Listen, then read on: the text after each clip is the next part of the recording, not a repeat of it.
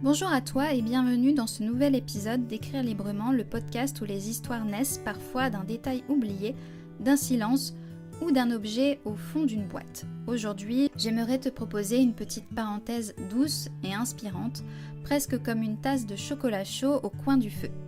On va parler des objets mémoire, ces objets qui semblent anodins et pourtant portent des mondes entiers en eux. Et si ton sapin de Noël en était rempli ? Une boule accrochée depuis des années, une étoile un peu tordue, une photo glissée entre deux branches, et si chacun de ces objets racontait une histoire ?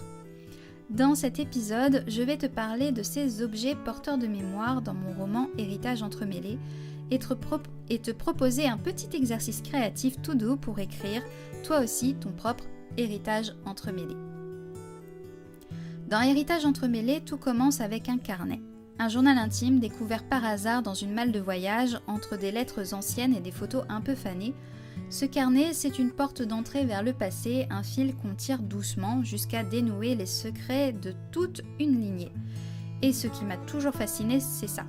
Comment un simple objet, un bijou, une lettre, une horloge, peut contenir des pans entiers d'une histoire familiale. Il ne parle pas forcément fort, mais il est là, il vibre et parfois il attend juste qu'on l'écoute. Alors, j'ai une question un peu étrange à te poser. Et si ton sapin de Noël racontait une histoire ?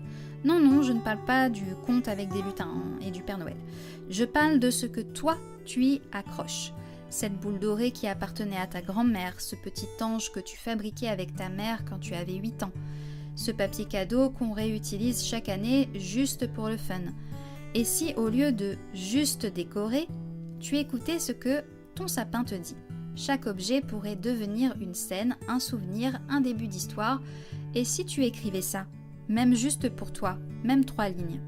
Je te propose un petit exercice d'écriture, rien de compliqué, promis. Juste pose-toi quelques minutes, prends un carnet ou ton téléphone et réponds à cette question. Quel est l'objet de Noël qui a le plus de valeur émotionnelle pour moi ? Et ensuite, écris. Où as-tu trouvé cet objet ? Qui te l'a offert ? Pourquoi est-il important ? Qu'est-ce qu'il te rappelle ?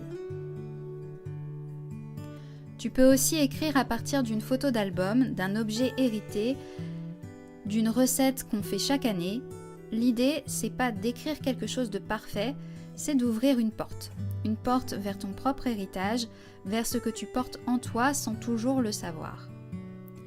Et si tu veux aller plus loin, pourquoi ne pas transformer ce petit moment en mini-histoire à transmettre à tes enfants ou à glisser dans une carte de vœux ? Qui sait, peut-être que tu viens d'écrire le début de ton propre roman familial ?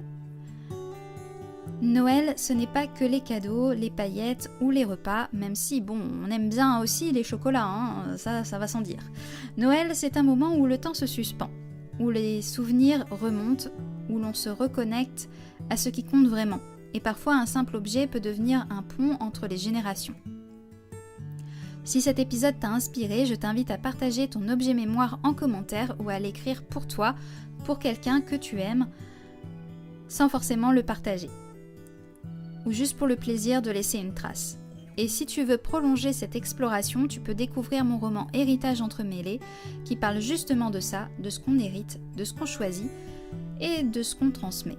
Merci d'avoir été là, prends soin de toi et joyeuses fêtes.